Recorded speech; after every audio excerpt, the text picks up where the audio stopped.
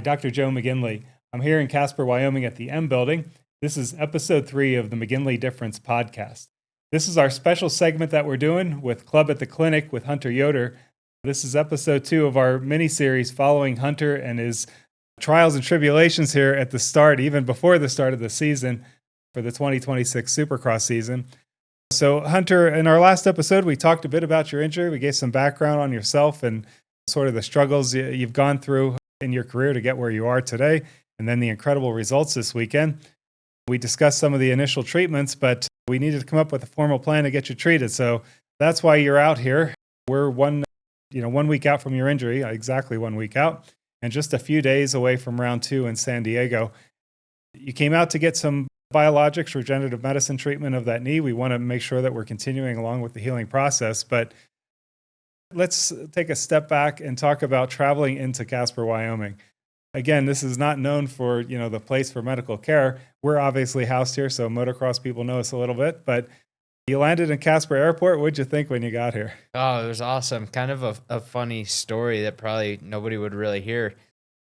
The guy I was sitting next to on the plane, we walked out and I asked him what would be the best form of transportation back to my hotel, and him and his wife gave me a ride to the hotel. So nice people from first meeting, and yeah, it's it's a small town, but obviously you have a powerhouse here, and yeah, I think for me it's going to be the spot to come whenever I need to. So just random strangers on the airplane give you a ride. Yeah, that doesn't happen anywhere else. Yeah, no, not in LA, that's for sure. Yeah, they're going to take you. You probably get robbed or something before you get there. That's great. I mean, yeah, people here are really trusting. It's one of the reasons I moved here. You may not know this. I'm originally from Philadelphia in the East Coast, so I did all my racing back in that area, Englishtown and Budds Creek and those type of tracks. And then, I trained out at Stanford and then ended up here. I've been here about 15 years, but one of the things that attracted me were the people. Everyone's like that. Everyone's super nice. You're probably picking up on that around town. If you need help, they generally want to help you. They're not looking for anything or trying to pay for their parking at the airport. I tried to give them money. They didn't want it. It wasn't a hassle for them, and they were more than happy to help. So that's incredible to hear. It was a warm welcome. That's great. So you got there, you met some new friends. Yeah. They got you to the hotel. You probably didn't have time to do much once you got here yesterday, correct? No. Went and got some dinner and went to sleep. And yeah, I showed up here at 7:45 this morning or something like that. So yep. We started with some imaging, got some x-rays for you, got you seen in our clinic. Took a look at the knee. So overall, again, good news. The swelling's down a bit. A little bit of instability in the knee, but that's expected with those type of ligaments, but nothing that looks like, a disaster as far as that's concerned. So that goes along with the MRI results that we've seen so far. So right after that, we're taking you in for biologics. Have you ever had biologic treatments before, No. PRP stem cells? No, I haven't. That was my first experience. Kind of cool watching the process, Took some blood out of my arm and then had it in the machine within 2 minutes, and yeah, it was going back into me with, what would you say, 15, 20 minutes after you drained it. I mean, if you didn't have to drain it, it would have been real fast. But yeah, that's my first experience with it, and everything went solid. So good. Yeah, we had a couple things. He still had a little fluid on the knee, so we took that off first just to relieve the pressure on the knee. 40 cc's this time, so a little bit better. Less. Yeah, we got the fluid off on the knee. And then we moved on to the injections. So yeah, with PRP, essentially what that is platelets. So platelets circulate in your body. They're involved in healing. So when you cut your skin and it starts bleeding, then like a scab and clot forms, that's platelets that are starting that process. So the platelets are the signaling cells.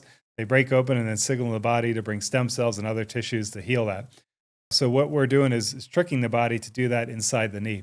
The problem is the structures you injured, they don't have great blood flow. So the body's ability to do it itself is impaired and slow.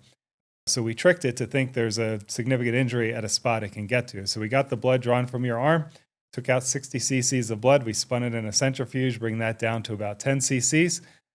After we drained the excess fluid off your knee, we started the injection. So the first thing we did was a matrix biologic that provides some support for the cells as well as growth factors in your knee. So I injected that first. Then we injected the platelets inside the knee. So we targeted the knee as well as the menisci directly where the injuries were. After we did that, you're feeling some funny stuff there. Tell us a little bit about that. Yeah. I definitely had some soreness going up my leg for sure.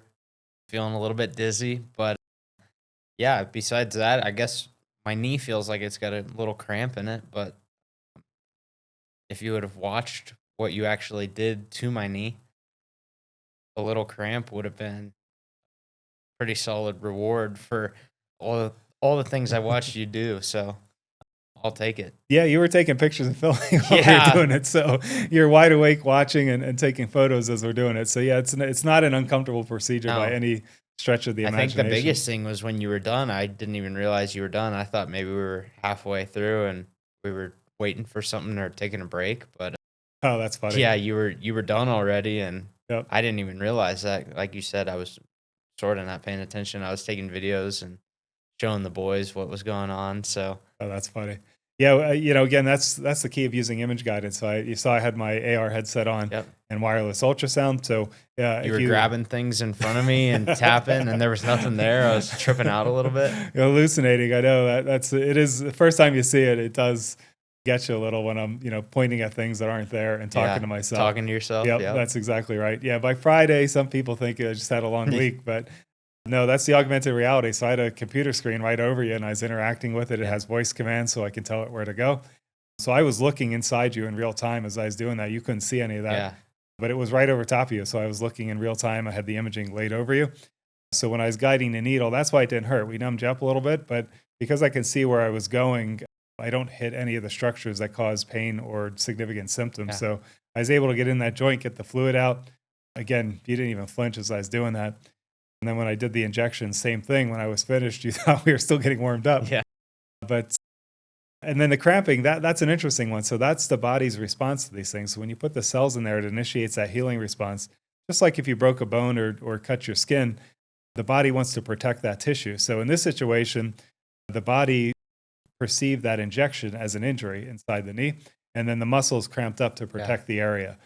So it didn't know quite what to do with those cells. So that cells are starting that healing response. So as you're sitting here right now, that knee is already healing itself. Yeah. We're healing the meniscus. It feels like it's healing itself. I can feel it in there. Yeah, it's a weird sensation. It's not necessarily pain. It's like an odd sensation. Yeah, it's like a dull throbbing. Like you don't really feel it. It's just, like almost like somebody's rubbing like the back of their knuckles maybe on the wherever you get injected. It's funny. I was just going to say that I had cell therapy done before. To me, it felt like a deep massage inside the tissue. It was really odd. Like I could tell something was going on. I couldn't really describe it. All I could feel is like exactly that. Like someone was massaging the tissue inside the area where the injury was. As odd as that sounds, that's what I perceived as well when I had it. But yeah, we got you off the table and then brought you right down here. So you're only out of that room like what, 5 minutes? Yeah, at this literally. point.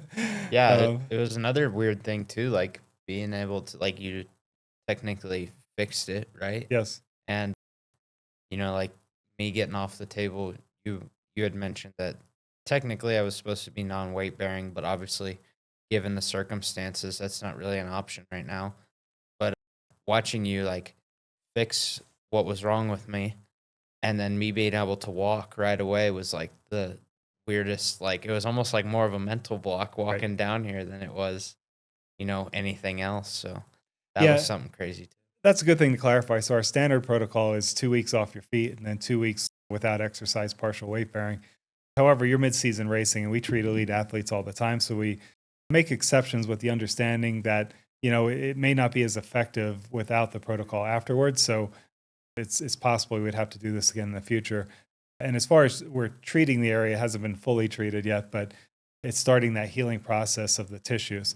We treat meniscal tears all the time, non-surgically, football players, baseball players, soccer, motorsports.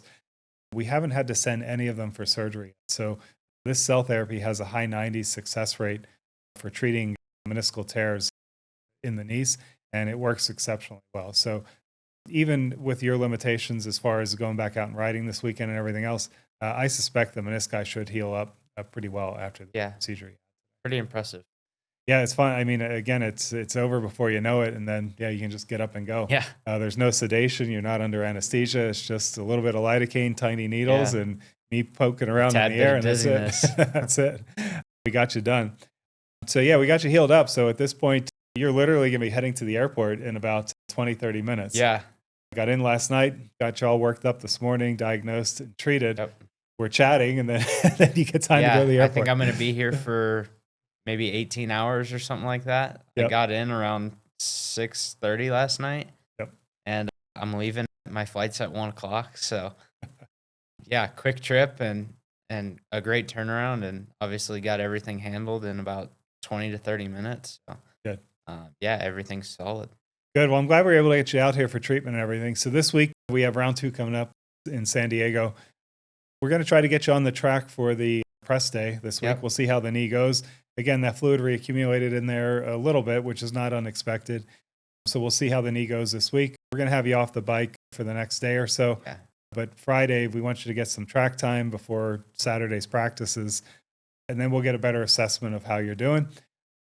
If everything's going well, then we'll have you back on the track on Saturday. If anything changes, again, we'll reach out to some of the local docs to get you treated if we need to.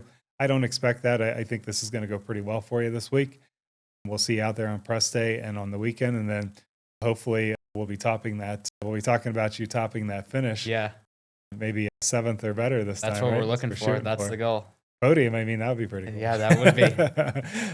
I got a good feeling for you this year. Like I said, you look great coming into the season, and then even with an injury, you get your best finish. So podium, I think, is in the conversation. Yeah, that's for sure. I think so too. Just, keep doing what I'm doing. I've been riding really good, and obviously this has kind of put more of a mental damper on me than anything, and just very stressful. So I think in a couple weeks, some more racing too under my belt, kind of calm down at the race, get this obviously figured out, and less sore. That was, besides the mental, that was the biggest issue, was just the mobility that I had, or lack of mobility, I should say. So yeah, once I get all this figured out, I think, we should be in for some career best results. Good. Yeah, once all this is behind you, I'd like to chat with you about the mental stuff. I talk about that all the time whenever I can, actually. It's a underestimated problem in motorsports in general, and it gets overlooked from time to time, but it can be as problematic as the physical part. For sure. Because if your mind thinks something's wrong, but really not as bad as it is, perception's reality in that situation. And if you're thinking about your knee and not, the rider in front of you, crash on the track. So 100%. You want to make sure that the mental part's taken care of. I know Club has, I think Brandon participates in that as well, with some of the mental coaching and mental services. That's absolutely critical at this level of being an elite athlete. So I'm glad you brought that up there a few times.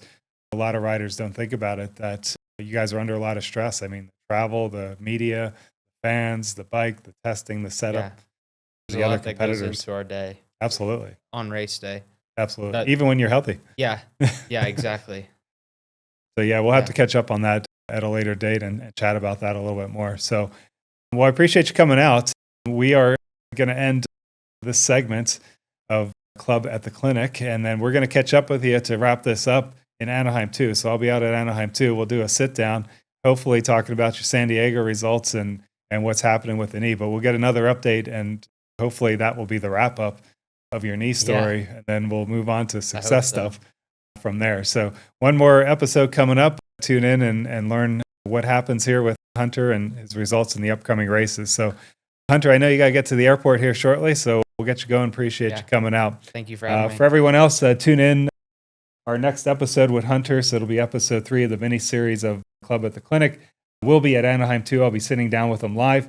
We'll talk about his race results and how the knee's feeling, and then sort of move on from there. So thanks for tuning in. This is the McGinley Difference. I'm Dr. Joe McGinley. Our special guest this week, Hunter Yoder. We're going to get him off to the airport and get him back to his job of racing and get ready for round 2 this weekend. Thank you, and thank you, Hunter. Yeah, thank you very much.